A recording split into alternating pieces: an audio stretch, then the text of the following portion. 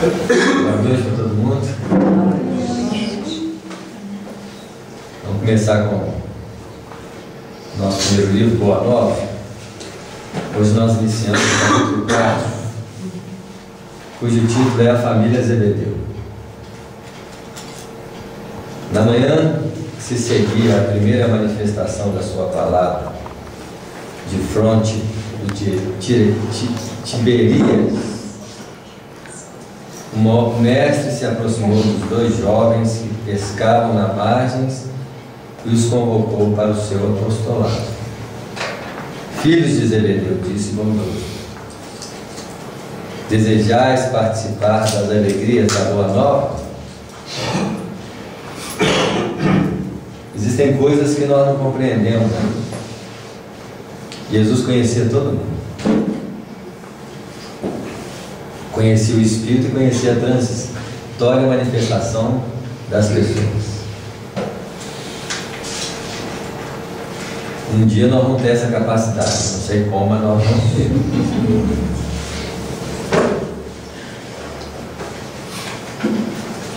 É uma dos potenciais de despertar da nossa consciência, onde nós poderemos identificar as coisas com mais naturalidade, sem precisar assimilar de fora para dentro. Talvez é um dos dons do Espírito puro. Sabe o nome de tudo sem traduzir o nome das coisas conforme a linguagem que estabelece naquele reino, naquelas condições, na língua que a pessoa apresenta. É um dos dons difíceis de se entender. E a outra característica é as alegrias da Boa Nova. O que seriam alegrias da Boa Nova? Quando a gente fala de alegria, a gente acha que é esse contentamento, essa satisfação que nós temos. Mas a alegria é um estado íntimo de paz profunda, em que não tem nenhum resquício de negatividade. É um padrão do Espírito. A alegria da Boa Nova, por exemplo, é uma condição que o Espírito desenvolve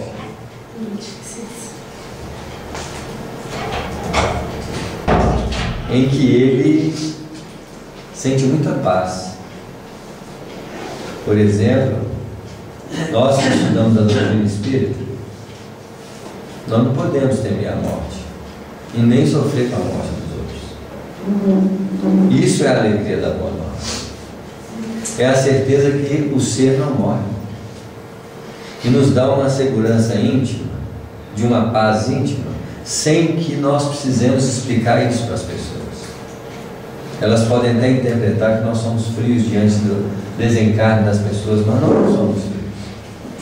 Só não estamos mais preocupados em adorar a pessoa na sua afeição superficial. Nós nos prendemos à pessoa na sua realidade eterna. Então a pessoa morreu, nós olhamos para ela fora dos padrões da matéria. Você está no velório, você não está ali preocupado com o corpo. Você está voltado a sua consciência para o Espírito eterno que está em qualquer lugar. Pode estar ali acima do corpo, não importa. Nós vamos nos... Essa é a alegria da Boa Nova. É uma perspectiva natural e espontânea de transformar as circunstâncias das informações que retemos numa perspectiva de verdade para nós, sem que nós queiramos impô-las aos outros. Nós estamos no velório com tranquilidade, mas não estamos preocupados com quem está chorando, com quem está rindo, com quem está fazendo isso. Sem querer mostrar, meu filho, você está desequilibrado aí, chorando igual doido aí, vai perturbar o outro. Não preciso fazer isso. Eu vou dar o exemplo. Se alguém falar assim, mas você não está triste pela morte? Não, porque estaria triste? Você não vai ver mais a pessoa. Então a pessoa só existe porque nós vemos ela. Acho que eu preciso atestar a existência de alguém pela visão? Não seria uma limitação muito grande da realidade existencial de um ser? Ah, mas eu vou ter saudade. Saudade da visão? Saudade da voz? Então nós vamos ter saudade da superficialidade que a pessoa se apresentava. Porque nós não conseguimos ainda desenvolver um vínculo com a intimidade do outro.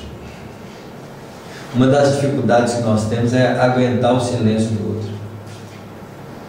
O dia que nós conseguimos ficar do lado do outro em silêncio, deixar o outro ficar em silêncio, nós estamos acostumando a conviver com a pessoa por dentro. Antes de nós, quando está perto do outro em silêncio, fala alguma coisa. Porque a presença do outro está sonoramente presente. Mulher, então. Isso. Cobra mesmo. Homem também. A gente não dá conta do nosso silêncio e não dá conta do silêncio do outro. Porque quando nós silenciamos, talvez o Espírito fala mais alto.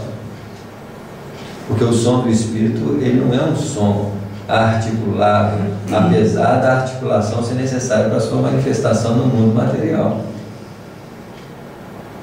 Mas a essência de uma ideia não está na sua expressão literal, como diz as próprias parábolas. A ideia é maior do que a vestimenta que a indica. A verdade não são as suas expressões superficiais descritas, mas o sentimento que nós adquirimos através delas. Precisamos assimilar a verdade espiritual que a doutrina nos transmite de forma a senti-la mais do que a repeti-la.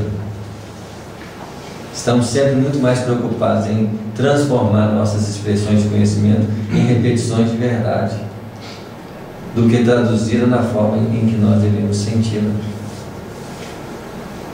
Essa talvez seja um dos maiores desafios para que a gente possa compreender essa expressão singela de Jesus que convidou-os para que pudessem participar das alegrias da Boa Nova. E se eles começassem a compreender, quando eles aderiram à Boa Nova, só teve tristeza e dor. Mas a tristeza e dor não representam os aspectos em que Jesus determinou.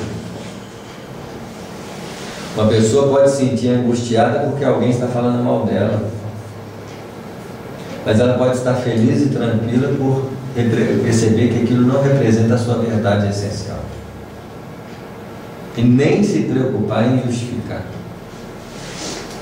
Quantas vezes nós queremos justificar quando alguém fala mal de nós? Defendermos. Para quê? Talvez em aspectos mais profissionais, em aspectos mais técnicos, isso possa ter uma certa razão. Mas como nós estamos sempre preocupados com os outros, com a nossa reputação que os outros, nós perdemos tempo em gastar energia para tentar colocar uma realidade que não é verdadeira. Porque se eu estou defendendo uma imagem, defesa de imagem é manter um padrão de superficialidade, que é a imagem. Eu quero ter uma imagem boa para as pessoas. Para quê? Jesus foi crucificado, ele foi visto como o quê? Bandido. Não é assim? Imagina se Jesus estivesse preocupado com a imagem dele. O cara é espírito elevado, foi crucificado. Que cara é esse?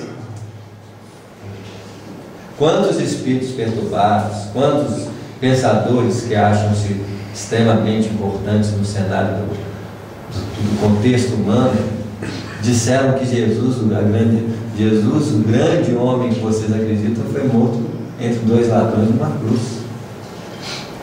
E como se Jesus estivesse preocupado com essa imagem que...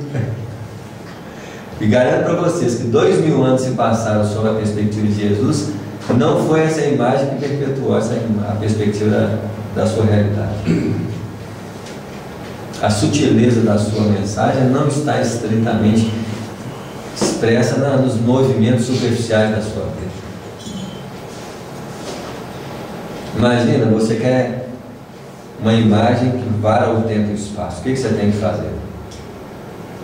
Alexandre o Grande, quantas vezes você escuta isso na rua? O nome de Alexandre teve grandes conquistas. Quantos cientistas ganharam o prêmio Nobel que nós não fazemos a menor ideia? E Jesus ganhou o Nobel? O que ele fez então para ter essa mágica?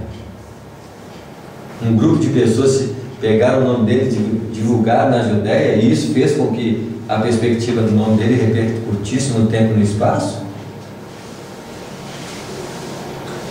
E olha que hoje nós temos muitos recursos de divulgação de uma verdade, em que nós não devemos nos preocupar, em primeiro lugar, com o nosso próprio nome, apesar de, pelo nome, nós temos que divulgá-los. Só que as pessoas ficam mais presas ao nome e à imagem das pessoas que divulgam do que a essência daquilo que está sendo divulgado. Engraçado que ontem eu li uma coisa a respeito sobre isso, que fala que não, é sobre o estudo de Paulo, sobre Paulo de Tarso, né? Que não é importante, o importante não é o mensageiro, é a mensagem, né? Isso mesmo. A mensagem que ele traz. O Chico Xavier, por exemplo, é muito conhecido, ganhou prêmios por causa de quê? Por causa da psicografia dele? A psicografia deu algum prêmio para ele, gente? Os prêmios foram para ele dados a que condições? A amorosidade que ele tinha. E a amorosidade não pega por osmose. Posso conviver com o Chico Xavier 40 anos que eu não fico mais bom.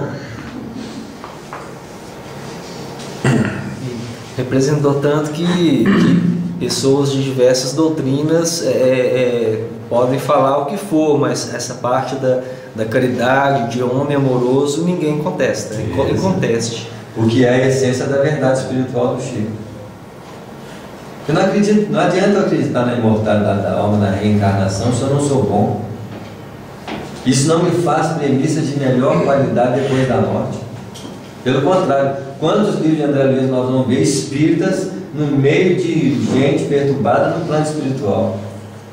Lá estavam os católicos, lá estavam os protestantes, lá estavam os espíritas, do mesmo jeito. Conhecia a imortalidade, pregava a reencarnação e estava no mesmo lugar. Então, credencial de conhecimento espírita não nos garante nada. Nos favorece uma compreensão de saber lidar com a gente. Não chegar ainda vão te cobrar, você sabe. Você vê, não pode virar peso de cobrança na voz de quem?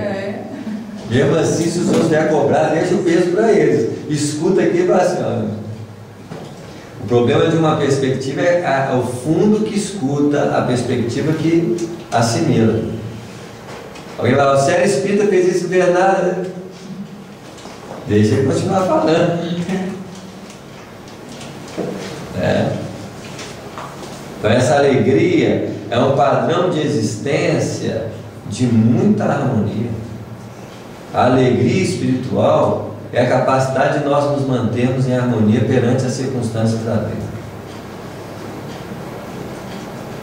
Não é a tristeza, né? Você foi condenado à morte porque você acredita na verdade. Você vai alegre. Você está em paz. O Sócrates tinha essa alegria quando eles tentaram matá-lo com a cicuta. Os próprios discípulos não compreendiam o Sócrates, tentando libertar ele durante a noite lá. Não é assim? Ele falou assim, mas eu preguei tanto sobre a imortalidade da alma, você quer que eu fuja? João Evangelista, não? Isso. Isso aí, muitos espíritos que tinham esse estado de compreensão, que nós não temos, nós sabemos. Nós não temos uma compreensão, mas precisamos passar pelas circunstâncias que colocam em xeque os padrões da nossa realidade de fé. Que o que é fé? Senão nada mais do que a expressão do Espírito manifesta em nós. Quando eu sentir o Espírito, eu terei medo de morrer? Quando eu sentir o Espírito, eu terei medo que o outro morra? Então nós temos apreensões que um filho vai passar por uma situação, vai escolher isso, vai... Não é uma perda de confiança na perspectiva divina de que Deus sabe tudo que pode acontecer com você? Mesmo que o filho vá para um buraco, demore milênios para só erguer-se, não existe uma sabedoria do Pai por trás de tudo isso? Ou vocês acham que um filho, quando mergulha, ele nunca mais vai crescer? Nós é que nos afligimos com o sofrimento de padrões negativos. Se nós tivéssemos uma confiança em Deus, nós não estávamos preocupados quando Ele está mergulhando. Nós estaremos atentos quando Ele começasse a reagir na perspectiva da subida. Olha a diferença. A gente não vê os filhos como espíritos, né? Para você ver. Se a gente chegar assim, pouparia a gente de muita dor, né? Naquele filme do Robin Williams, que ele fala, né, o tempo todo o filho e a filha estavam do lado dele e não os reconheceu, porque filho e filha para ele era o quê? Vestimenta, matéria, que também é uma grande ilusão. É assim, os filhos estavam do lado dele o tempo todo com outra veste, ele não tinha um contato real com os filhos. Porque se você compreende a natureza íntima de alguém, mesmo que seja mais superficial, você falaria assim, esquisito, seu comportamento parece coisa do meu filho. Já representaria que você conseguiu um contato o quê? Mais íntimo. Um contato de espírito para espírito. É o que nós temos que desenvolver. É assim? Se nós não desenvolvemos isso, nós estamos cegos, mesmo tendo olhos. Jesus não falou tanto dos fariseus que tinham, não é assim? Eram cegos levando cegos. E os fariseus com os olhos falavam assim, não está falando de mim. Olha a ilusão deles. Né?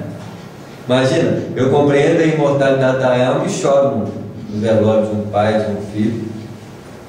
É uma repetição de valores emocionais que lidam com as situações na vida. E as emoções, como estava escrito num dos textos lá, são problemas para nós, porque é o retrato de uma inteligência animal lidando com as circunstâncias. Mas isso não é uma roupa que a gente veste naquela circunstância, não? Quer dizer, você tem uma noção disso aí. Mas aí está todo o clima, todo o environment, aquela ambientação, né? Aí nós somos levados ao quê? Aí você veste aquela roupa dali, chora e começa a gritar, e nós somos influenciados pelo meio, e nós não influenciamos o meio. Jesus falou muito claro, nós somos donos do sábado, ou o sábado é dono de nós. Olha o sábado representando uma simples expressão de postura coletiva, tentando imprimir em nós uma perspectiva de nós, muitas vezes, darmos um recado para o outro. Quando alguém morre do nosso lado, um familiar, um amigo, um filho, ali está sendo colocada em nós uma reflexão profunda do que é a vida. Ali é para você pensar assim, quem é meu filho? Quem de nós aproveita a circunstância para trazer uma essência de profundidade na percepção dos fatos? Mas eu não percebo isso. Já vem a resposta animal que reage pelas emoções, eu me entrego a ela e vivo. Imagina, você chora a morte de alguém, você desencarna e conta para a pessoa. Aí a pessoa fala assim, você chorou por causa de quê? O tempo não vai ficar bom, né? Você sente isso também. Mas quanto tempo você fica perto de uma pessoa durante o dia? Por isso que fala no livro dos Espíritos que quando a gente chega no plano espiritual, a gente ri das nossas atitudes. Né? Acho engraçado. Isso mesmo. Nós só temos um sofrimento com o tempo quando nós pensamos no tempo que vamos ficar longe da pessoa. Nós ficamos longe da pessoa um dia, nós não pensamos naquilo. E não pensamos assim, vou encontrar com essa pessoa à noite. O processo vem naturalmente. Aí alguém vai viajar, fica 30 dias, você não pensa na pessoa. A pessoa é capaz de viajar 30 dias, você nem lembra mais da pessoa. Aí a pessoa volta lá, você voltou. Aí você encontra com ela como se estivesse no mesmo quê? Mas se uma pessoa fala assim, morreu, você pensa naquilo. E ao pensar, você começa a sentir o quê? Emoções perturbadoras. Porque você perde um pai, nas expressões da palavra perda, que eu não entendo direito, né? Porque o plano espiritual deve ser bem extenso para nós perder mesmo. Aí você encontra com seu pai. Na hora que você encontra seu pai, é como se você vivenciasse com ele aquele momento que ele estava fora. Você volta com o mesmo padrão de qualidade de vivência, mostrando para nós que a qualidade de um relacionamento não se perde no tempo e no espaço, se você a cultivou. Como eu não coloco em xeque esses padrões, eu não coloco em xeque isso, a mente e todo o seu jogo de pensamentos faz a gente sofrer. Porque aí você pensa, fulano vai ficar 1 ano fora de casa. No meio do ano, você já não lembra mais direito da pessoa. Já está normal. Que será de mim, né? Isso. E olha que hoje ainda tem os intercâmbios de diversas formas que fazem com que as coisas diminuam as distâncias. Mas mesmo assim, A pessoa viaja uma semana, na primeira semana você conversa com ela com mais entusiasmo. Na segunda semana você já... Fulano, pode me falar comigo só na quinta-feira, né?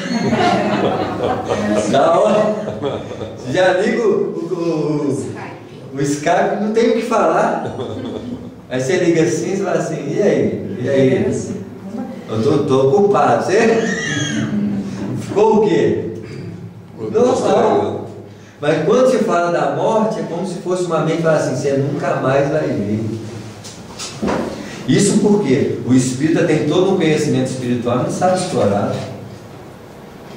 Um pai morreu, por que eu não posso comunicar com ele mentalmente durante a noite? Por que eu não posso encontrar com ele no plano espiritual? Mas você não acredita, porque você não lembra e não sente, não, não, aí não vale, porque eu não lembro. Então você encontrou com seu pai à noite, teve uma sensação de encontro, não lembra disso, esse encontro não significou o quê? Nada. Eu posso parar, por exemplo, à noite e falar assim, pai, você para uns meia hora aí, vamos conversar mentalmente? Aí você para lá assim, se vier um pensamento na sua cabeça, você fala assim, se fui eu que pensei ou foi ele? É capaz de você duvidar. E você tem esse mecanismo para você explorar. Quem explora? Ninguém explora. Por quê? Porque nós não fazemos o uso da doutrina espírita um mecanismo operativo para a nossa vida. Ô Samuel, ontem eu vi uma imagenzinha. Ai, desculpa. Não é? Um videozinho na internet, acho que foi no Facebook, mas eu achei tão bonitinha. É a imagem de um menininho com um avô. E ele encontra com o avô no plano espiritual. E aí ele fala com o avô assim, me dá um beijo e um abraço, mas tem que ser bem rápido. Aí o avô pergunta por quê? Você está na hora da minha mãe me acordar. Olha isso que bonitinho, né? Você lembraste disso aí, né? Quantas mães, por exemplo, aquietam o coração na morte de um filho porque encontrou com ele no plano espiritual e ela não sabe por quê. Encontrou com ele no plano espiritual, aconchegou no coração, ela volta no outro dia, aí a pessoa fala assim, você deu uma diminuída na sua angústia, na sua tristeza? Ela não sei por que não. Porque precisou de um quê? Um contato. Uma prerrogativa assim, eu não morri, mas não preciso chorar, eu continuo vivo. Aí ela absorve isso no subconsciente dela, não sabe por que ela no outro dia já levanta de uma forma diferente. Aceitando melhor. A criança de uma certa idade, ela tem dificuldade de separar a identidade dela com a mãe. Então, por exemplo, ela vai para a escola, larga ela assim, a mãe dela vai embora, ela não consegue imaginar que a mãe dela vai voltar. Então, daquele desespero de chorar, até que aquilo repete tanto, ela assim, mas a minha mãe vai, mas ela vai voltar. Aí depois a criança aceita, aí é aqueles primeiros dias do transtorno. Acho que é mais ou menos isso. A gente até ter essa certeza, mas para muitos essa certeza tem que ser de uma maneira quase que evidência, uma coisa num nível maior, e a gente vê que é nos detalhes, nessa sensibilidade, na percepção, na segurança. Imagina se nós tivéssemos contato com a pessoa por dentro, naquilo que nós chamamos de telepatia, de expressões afetivas. Imagina na morte você está lá diante do corpo do parente lá e como você comunicava telepaticamente com a pessoa fala do seu lado assim, eu estou aqui. Esse é um susto. Isso aí, para muitos ia ser susto, mas se você conversava com ela, ia fazer o quê? Ia continuar o quê? Conversando. Isso acabar com muita noia da humanidade. Isso. Mas nós prendemos aos seres em cima. Por isso que os 5 sentidos é um dos grandes limitadores da percepção da vida. Porque a vida tem nuances de condições vibratórias que nós não percebemos. Entre elas a capacidade de comunicação de mente à mente. Mas essa sutilidade acontece sem que nós percebamos, porque muitas vezes quando 2 pessoas, 3 pessoas estão juntas, uma pessoa fala uma coisa e você fala assim, esquisito, eu pensei nisso agora. Você não sabe se foi ela que captou o seu pensamento ou você captou o pensamento dela, mas houve ali o quê? Uma troca de pensamentos. Mas a pessoa fala assim, não, você falou que eu queria falar, interessante, né? Aí você não sabe quem pensou primeiro. Mas e o déjà vu nesse caso? Existe nessa observação que você deu? Existiria o déjà vu da forma que é? Também. Existem várias circunstâncias que podem estar inseridas num processo desse, de leitura, como déjà vu, outros fenômenos que nós simplesmente sem intercâmbio de quê? De pensamentos, mas não temos utilidade para ter essa capacidade de percepção. Foi meio estranho, por exemplo, a gente já viveu, a gente não sabe o nome das existências, mas milhares de vidas. A gente desencarnou de todas, deve ter perdido parente em todas, a gente chorou. Eu lembro quando eu estudava biologia, eles viam acharam o túmulo daqueles hominídeos antigos, sabe? E um deles eles acharam flores próximo ao esqueleto, né? E eles falaram assim, engraçado, foi uma noção de sentimento. Por que alguém colocou uma flor perto ali, né? Você vê. Então você vê assim, que isso aí já tem muitas e muitas vidas, a gente repetiu todo o processo. E até hoje está agarrado no osso. Você vê, a gente, na verdade, nós repetimos sem sentir, sem compreender. Vai no automático. Agora que nós estamos sentindo, então, você tem medo de morrer, aí você morre e não morre. A sensação que você sente depois da morte, que você não morre, aquela sensação de alívio, é o princípio pelo qual você um dia vai reencarnar aliviado que você não morre. E a pessoa fala assim, explica isso. Você tem que morrer muito. E sentir isso várias vezes, até que isso fica o quê? Automatizado. Condicionado. Aí você já sabe que não morre.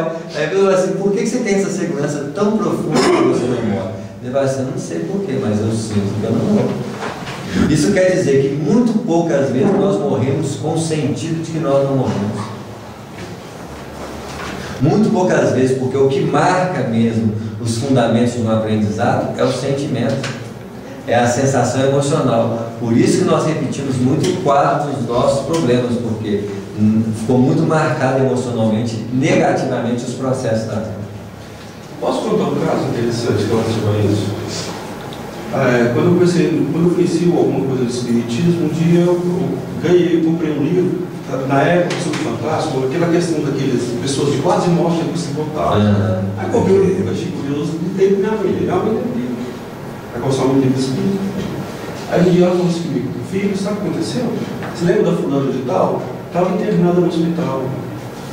Aí ela me contou o que aconteceu. Ela estava no hospital, ela falou, ficou de coma vários dias, os médicos falaram assim, ela está quase morrendo. Aí ela contou. Aí ela contando assim, aí o médico falou assim, graças a Deus eu consegui salvar a senhora estava quase morrendo. Ela falou assim, o quê? Eu quero ficar segunda, eu quero ficar lá, que era bom demais.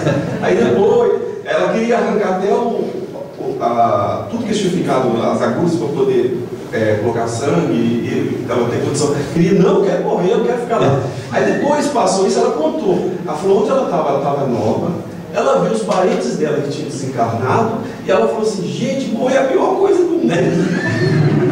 E você vê no relato do livro que a maioria das pessoas, até gente materialista, muda a mente de um jeito que a coisa mais notável que se percebe é eles perderam o medo da morte.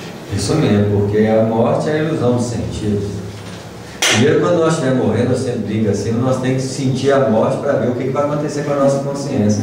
O problema é que quando nós estamos morrendo, nós damos tanto desespero, em vez de a gente ficar tranquilo, falar assim, o que é? O que acontece com a consciência? Talvez nós tenhamos uma surpresa danada, nossa consciência vai estar liberta assim, ó. Você vai ver, gente, que beleza isso aqui. Mas isso que você disse, acho que mata a charada. A gente teve tantas saídas que não foram boas saídas, que a gente fica traumatizado com uma próxima saída. Se a gente tivesse nivelado, vivenciado bacana essa possibilidade... O problema é que nós vivenciamos sempre. Vivenciamos? Vivenciamos, assim, todo dia você sai não, do corpo. É verdade. Você sai do corpo todo dia. Mas você não lembra nada. Só não lembra. Você não lembra, não Só internaliza. que o que nós precisamos fazer? A nossa consciência imediata, que é a consciência, a personalidade transitória, ela não pode predominar sobre a nossa consciência eterna. Nós precisamos ter uma consciência que ultrapassa o imediatismo emocional, aquela coisa que vem no primeiro momento e que quase 80% nós fazemos o quê? Seguimos ela. Pode vir um medo, por exemplo, é uma situação de morte, pode vir um medo, Mas se você não seguir a sensação do medo e deixar o medo passar, provavelmente a perspectiva da morte vai vir e você vai ter outra leitura do fenômeno. Agora, se você for com medo, já era, você vai morrer com medo. Porque o medo não vai me livrar da morte. Não. Só que é uma sensação reativa a uma circunstância de perigo. É uma sensação reativa à possibilidade da dor, principalmente. Como ela vai vir, porque tem uma sensação de perigo e dor, o medo vai vir, o que nós fazemos, como acontece na maioria das nossas reações emocionais, nós nos entregamos a eles. Em vez de uma coisa, vem uma notícia, né? A notícia vem, aquela bomba. Como que você ouve? Você ouve com os ouvidos do animal, que é a reação emocional perante um fato. Se você ouvisse, pelo menos com a base racional humana, você teria outra perspectiva de lidar com ela. Mas nós temos sempre um fundo por trás do ouvido, sempre um fundo por trás do quê? Do olhar. Esse fundo que nós temos que colocar em xeque, que é o homem velho. São as expressões que nos tampam na capacidade de viver. Nós vamos parar aqui então, pegamos a primeira frase do capítulo 4, quando fala das alegrias da Boa Nova. As alegrias da semana que vem. Isso, já falamos das alegrias da Boa Nova, nós seguimos. Né? Cadê no texto aí tem a palavra farsa tocada, não sei se foi um erro de impressão ou se ela tem sentido. Está vendo a última frase lá? Tocados pela farsa, força. É força. É porque isso porque no texto do. Não sei se dia. Será que é força mesmo? Será que é força? Será que é força? Se fosse Tocados força. pela farsa do amor. Ah, não, é farsa mesmo. Não, é força. É força? É A força? Boa Nova. Força do amor. Se for uma que eu passei para o Luciano, é porque na época eu fiz antes de ter esses livros na internet, a gente fazia muito esse trabalho de digitalizar, e muitas vezes os programas eram ainda muito universitários. Muito bem. Uma coisa interessante também, pessoal, já me reparou quando nós falamos, conseguir a paz do espírito. Você vê, principalmente no entretenimento de televisão, o pessoal vai ver filme de zumbi, de vampiro, filme de guerra. Se você olhar bem no outro vídeo, os filmes, não tem nada de Deus nisso aí, não tem nada de bom. Mesmo a pessoa que é boa ali, ela não tem profundidade, né? Aí nós a gente vê que as emoções mais fortes, como o ódio, a raiva, o medo, é o que alimenta a nossa mente. Mas no sentido que viu. Agora você passa um filme assim, é todo mundo tranquilo, uma boa, feliz. Você não é chato, ninguém quer. Não dá igual. Você vê. Eu não vejo. Teve uma novela na Globo recente, né? Recente não, já foi um cargo que era bem. Oi, querido. Era bem teatral, era muito bonitinha, retratava tudo muito poético, sentimentos. Acho que a novela era para durar 6 meses, durou 2, tiraram do ar assim. Não deu igual. Não deu igual, porque não tinha violência. Mas ali é uma relação comercial, né? Se vendeu, fica. Se não Mas vendeu, a última novela das 6 deu um igual danado. Deu. E foi escrito. Foi ótimo. O pessoal está começando a cair na real de que o valor espiritual tem sido muito forte nas necessidades humanas. A tendência que os filmes e novelas tenham sempre algo de espiritual, que já sabe que isso vai enfrentar o